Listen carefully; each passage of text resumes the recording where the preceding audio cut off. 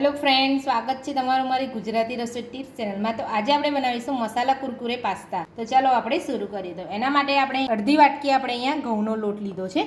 તો હવે આપણે અહીંયા 3 જાતના લોટ લેવાના છે। તો અડધી વાટકી આપણે અહીંયા ઘઉંનો લોટ લીધો છે। આપણે અહીંયા 2 ચમચી જેટલો સોજી લઈશું। આપણે અહીંયા ચોખાનો લોટ લઈશું અડધી વાટકી મેંદાનો લોટ લઈશું। હવે આપણે એમાં મસાલો કરીશું। તો સૌથી પહેલાં આપણે અહીંયા 1 ચમચી આમચૂર પાવડર લઈશું। 2 ચમચી આપણે દળેલી મોરસ લઈશું। સ્વાદ પ્રમાણે મીઠું। અડધી ચમચીથી થોડી ઓછી આપણે હળદર પાવડર લઈશું। અડધી ચમચી જીરું લઈશું। અડધી ચમચી આપણે અહીંયા અજમો લઈશું। અજમોને આપણે અહીંયા હાથેથી ક્રશ કરીને લેવાનો છે। તો આ રીતે આપણે હાથેથી ક્રશ કરી લઈશું। તો અડધી ચમચી આપણે અજમો લઈશું। 1 ચમચી આપણે તીખું મરચું લઈશું। તો આપણે અહીંયા આમચૂર પાવડર અને દળેલી ખાંડ અને અહીંયા તીખું મરચું લીધું છે। તો આપણે પાસ્તાનો એકદમ ચટપટો સ્વાદ આવશે એટલા માટે અહીંયા તીખું મરચું લીધું છે। તીખું મરચાંનો ઉપયોગ તમે તમારા ટેસ્ટ પ્રમાણે વધતો કે ઓછો કરી શકો છો। તો આપણે મોણ માટે 3 ચમચી તેલ લઈશું। તો મેં અહીંયા મોટી 3 ચમચી તેલ લીધું છે। આપણે અહીંયા ઘીનો ઉપયોગ નથી કરતા। તો મોણ માટે આપણે અહીંયા 3 ચમચી તેલ લેવાનું છે। બધો જ મસાલો આપણે અહીંયા થઈ ગયો છે। તો હવે આપણે હાથની મદદથી બધું જ સરસ મિક્સ કરી લઈશું।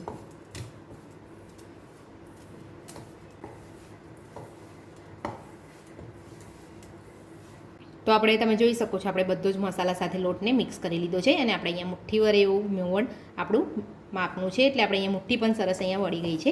તો હવે આપણે એની અંદર થોડું પાણી ઉમેરતા જઈને આપણે લોટ બાંધી લઈશું। તો લોટ આપણે અહીંયા ઢીલો નથી બાંધવાનો, આપણે અહીંયા લોટને થોડો કડક જ રાખવાનો છે। એટલે આ રીતે આપણે થોડું પાણી ઉમેરતા જઈ અને એક સરસ આપણે લોટ બાંધી લઈશું।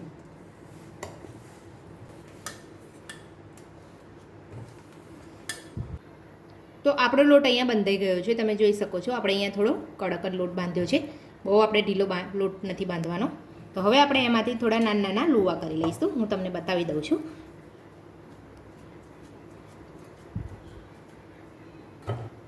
તો એમાંથી આપણે અહીંયા આટલા નાના લુવા કરી લેવાના છે, તમે જોઈ શકો છો। તો આપણે એ રીતે આપણે બધા જ લુવા નાના કરી લઈશું।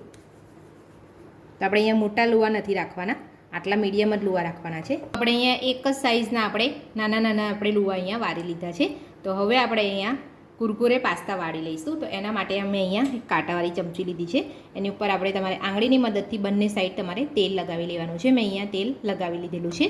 તો હવે આપણે અહીંયા એક લુઓ લઈશું, એને હાથેથી આ રીતે થોડો દબાવી લઈશું। ત્યારબાદ આપણે અહીંયા ચમચી ઉપર મૂકીશું। તો આ રીતનું આપણે અહીંયા ચમચી પર મૂકવાનો છે અને આમ અંગૂઠાની મદદથી લુવાને આપણે અહીંયા ચમચી ઉપર સરસ અહીંયા દબાવી લેવાનો છે।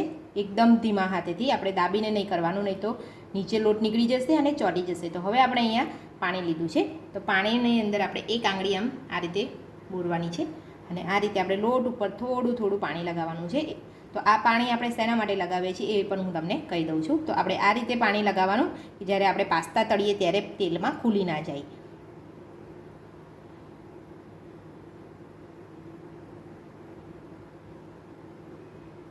તો આ રીતે આપણે હાથની મદદથી એકદમ ધીરેથી દબાવી લેવાના છે।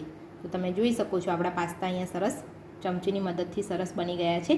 તો આ રીતે આપણે કુરકુરે પાસ્તા બધા જ આપણે અહીંયા ચમચીથી વાળી લેવાના છે। તો આપણે અહીંયા બધા જ કુરકુરે પાસ્તા બનાવી લીધા છે। તો હવે આપણે અહીંયા ગરમ કરવા તેલ મૂક્યું છે। તેલ ગરમ થાય એટલે આપણે પાસ્તાને તળી લઈશું। તો જો તમારા પાસ્તા વાળતી વખતે ચમચી ઉપરથી જ અંદર ચોંટી જતા હોય તો તમારે ફરીથી આંગળીની મદદથી ચમચી ઉપર તેલ લગાવીને ફરીથી તમારે પાસ્તાને વાળી લેવાના છે। તો આપણું તેલ અહીંયા ગરમ થઈ ગયું છે। તો હવે આપણે અહીંયા પાસ્તા લઈને તળી લઈશું।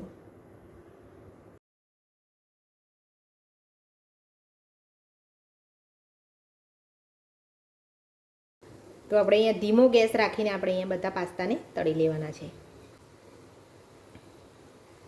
તો બધા જ પાસ્તા આપણા અહીંયા તળાય છે। તો થોડું આપણે એને તળાવવા દઈશું, ત્યારબાદ આપણે એને પલટાવીશું। તો હવે આપણે એને આ રીતે પલટાવી લેવાના છે। તો હવે આપણે એને બંને સાઈડ આપણે તળાવવા દઈશું। તો આપણા પાસ્તા અહીંયા સરસ તળાઈ ગયા છે। તો હું તમને અહીંયા જારામાં કાઢીને બતાવી દઉં છું। તો તમે જોઈ શકો છો ને આપણે અહીંયા ડીશમાં લઈશું એટલે અવાજ પણ સરસ આવશે. આ રીતે આપણે બધા જ પાસ્તાને તળી લઈશું. તમે જોઈ શકો છો મસાલા કુરકુરે પાસ્તા બનીને આપણા તૈયાર છે. આ પાસ્તા બાળકોને બહુ જ ભાવશે. આ પાસ્તા ઘરમાં કોઈ પણ ખાઈ શકે છે. તમે જોઈ શકો છો એકદમ ક્રિસ્પી ને કુરકુરે બન્યા છે. તો મસાલા કુરકુરે પાસ્તા બનાવવાની રીત ગમી હોય તો મારા વિડીયોને લાઇક કરજો, ચેનલને સબસ્ક્રાઈબ કરજો, તમારા મિત્રોને જરૂરથી શેર કરજો. Thank you.